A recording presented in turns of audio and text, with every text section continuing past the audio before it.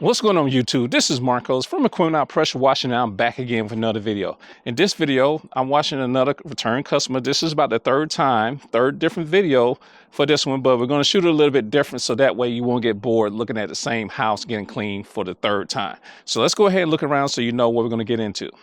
Okay, even the sun goes down, heroes eventually die, horoscopes often lie, and sometimes why. Nothing is for show, nothing is for certain, nothing lasts forever but until they close the curtain.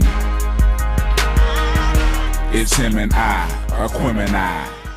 All right, guys, got my machine unloaded and stuff like that, and I just got through fixing my downstream ejector because it messed up on me on my last job and stuff. So that's a new downstream ejector. So if you want to see that video, click over there in the corner and you can see that video. All right, let's go ahead and look around the house and stuff. So if you don't know, this is the house that I did the Kung Fu pressure washing video. So if you want to check that out, I'd leave all that stuff in the playlist or something like that for this house or something. We'll make a playlist. That'll make it easy. So this is a house. This house is not really that dirty, but he gets his house cleaned every year. So that's the reason it's not that dirty. So we'll take a look around and see everything. I wonder this year if I'm going to see that snake that went up in the attic. All right, so we're going to clean this area right here. Clean the door. We got to watch out for this door, and we got to watch out for the rose bushes. So we're going to wet this down as much as we possibly can. The pots and stuff like that, we're going to move those out the way. I believe those are live plants. Yeah, it looked like he just got them too. So I'm definitely going to move that out the way. The bushes right here, they're taller than they were last year. He need to cut these down, but you know, I'm going to work my way around it and stuff like that and get it as clean as possible. Nothing new and stuff like that.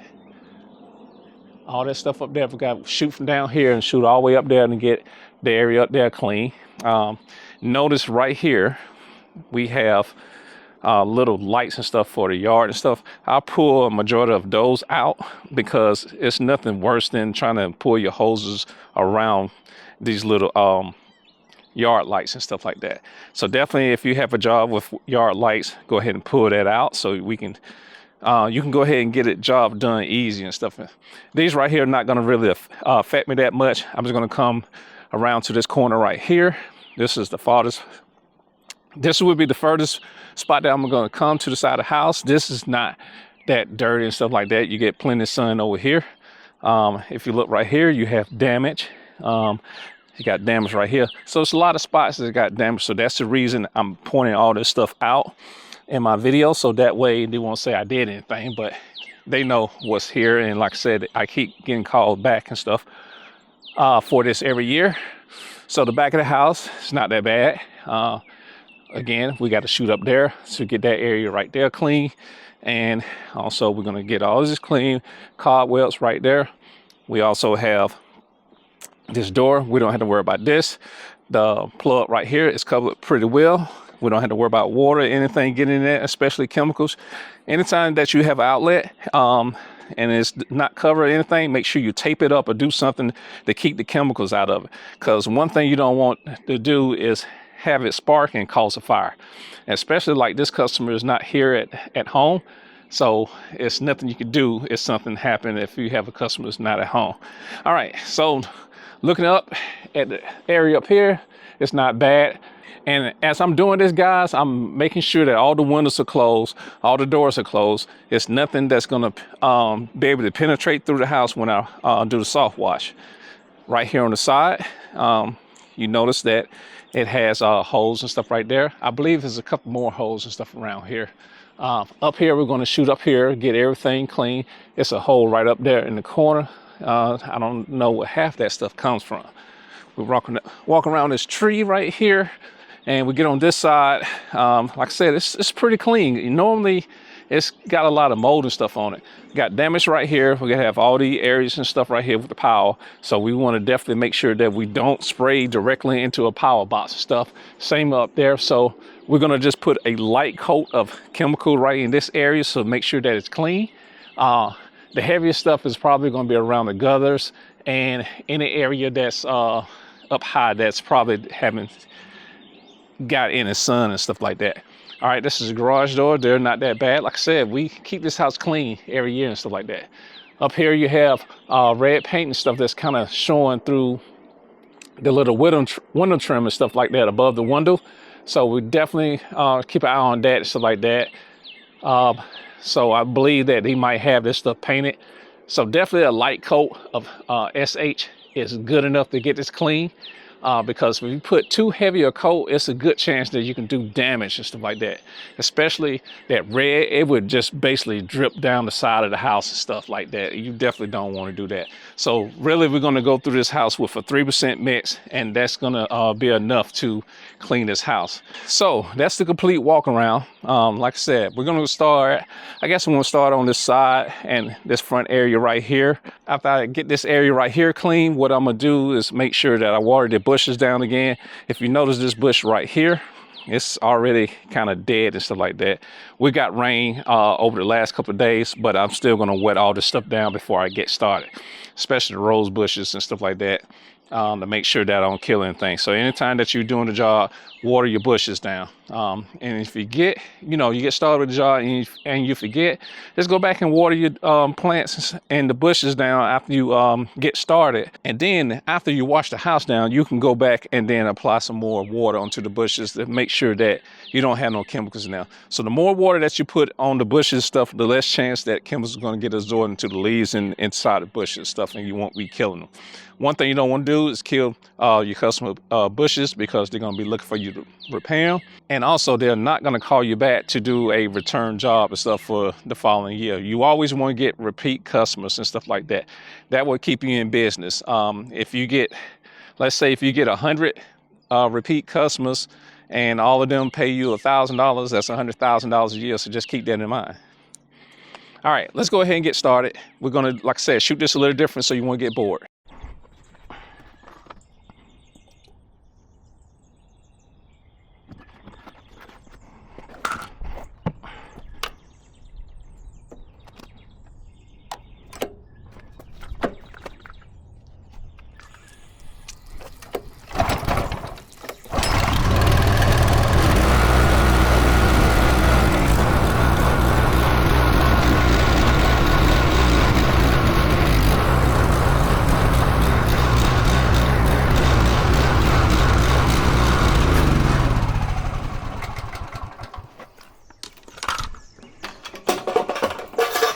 Works better if I have gas in it.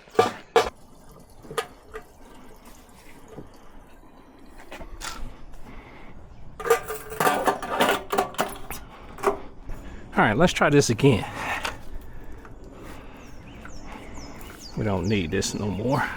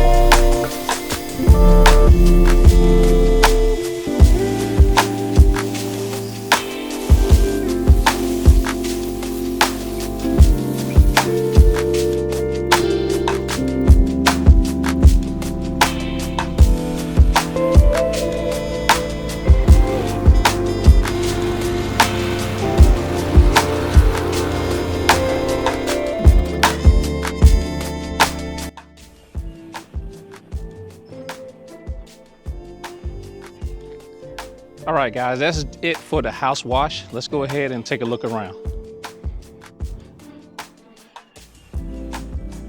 All right, starting here on the garage doors, they're starting to dry. As you can see, everything is clean.